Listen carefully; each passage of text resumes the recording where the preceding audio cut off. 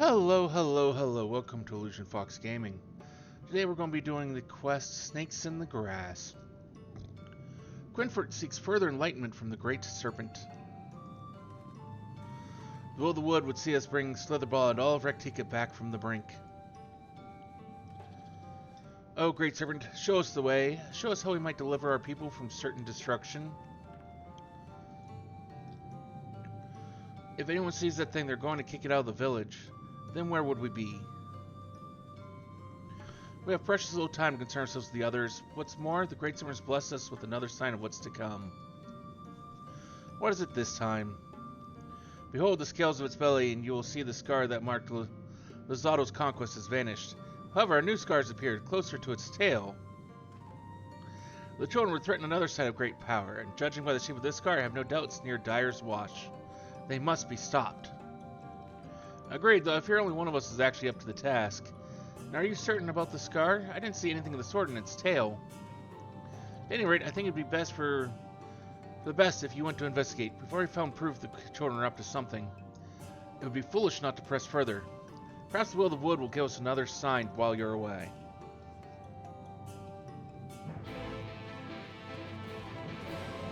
Well, let's go see what they have to say.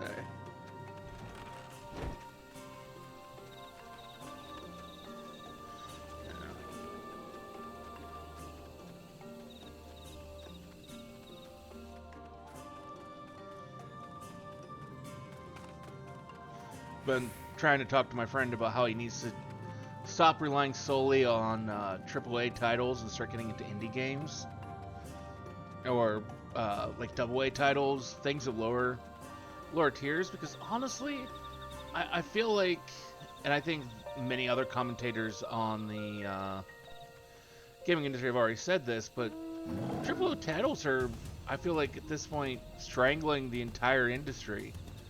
Because they take up so much time and money to make. And I think that's part of why all these layoffs are happening, is because they have these ginormous teams working solely on this AAA title, and then just adding bloat after bloat after bloat, and more features and more features and more features into these games.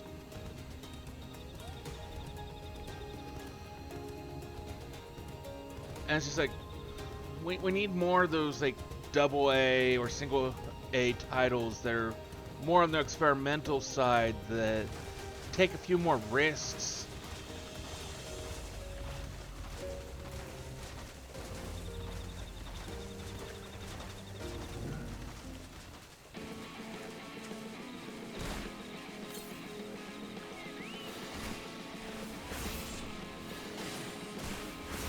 I mean, yeah, they don't make a lot of money, but if done well, they still usually make a little bit of money. I mean, that used to be where all your innovation used to happen, was, we'll try something, it may not work 100% great.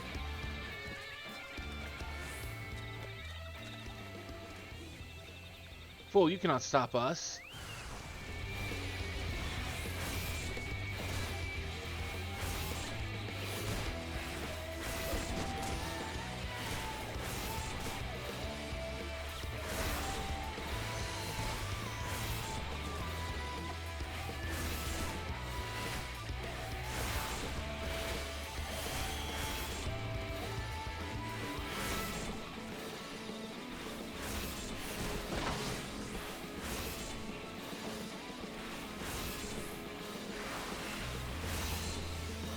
But it was just like, he challenged me to come up with a bunch of titles where it's just like, give me a bunch of titles that aren't AAA titles, that are really good, and that would be worth playing. She's defeated our spiders. Let us away. There is still work to be done.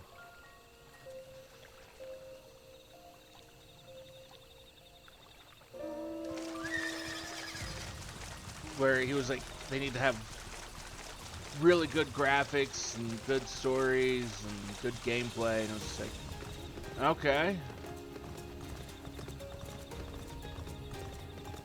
Now, granted, his good graphics and my idea of good graphics are a little different. I still view games that have uh, that are more cartoony and colorful as still being having good graphics, so long as they're not like pixelated um, or polygonal.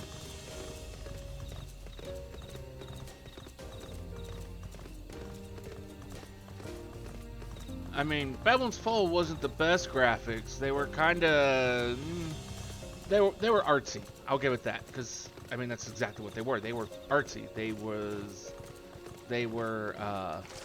basically meant to resemble oil painting or watercolor painting. Made sense. Not a lot of people liked it, but it made sense. It worked. I liked it. But it was just like I pointed out like Hyper Light Breaker, and he didn't care for that, so it was bad graphics. It's just like, what?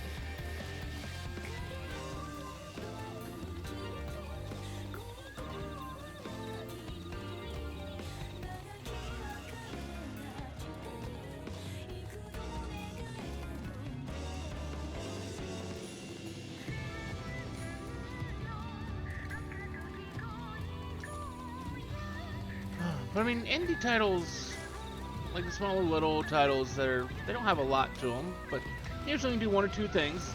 But they usually do those one or two things really well.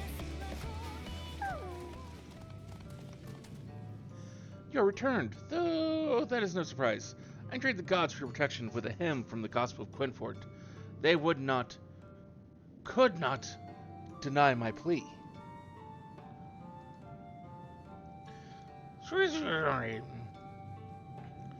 Shadows give me strength. Were you able to find anything?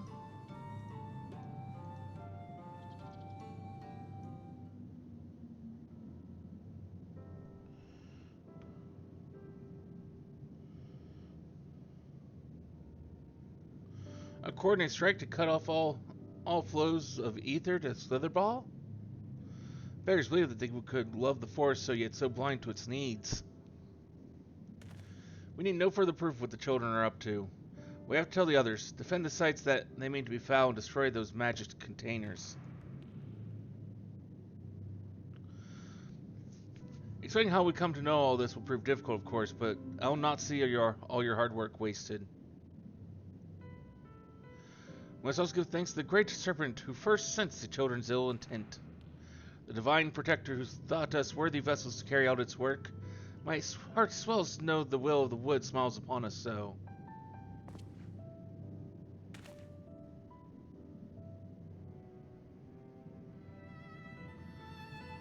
Your pet, I mean, the Great Serpent, it's gone. It's here just a moment ago. We should go look for it. No, my friend. The Great Serpent has fulfilled its duty in protecting the Great Wood, and so it returns to slumber. Is that so? Perhaps it really was the Great Serpent. If you truly mean that, Valon, then perhaps you are ready to learn the truth of its origins. And it would start from the very beginning. It begins with a sizable crystal in Lake Tusim Mekta, we know as Fruit of the Protector. Legends are true, it takes back to a time preceding the Empire of Ronka. There he goes. I suspect I'll be getting I'll be getting an earful for the rest of the day. I think our work here is finally done. I wish there was some way I could repay you for all your help. I should probably go while he's still sucked up in his lectures. Take care. Hopefully we'll meet again soon.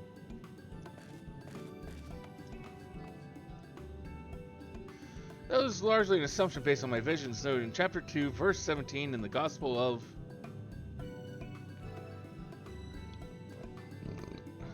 Come back here, Valon. I still have to tell you about the serpent's influence on the founding of Ronka.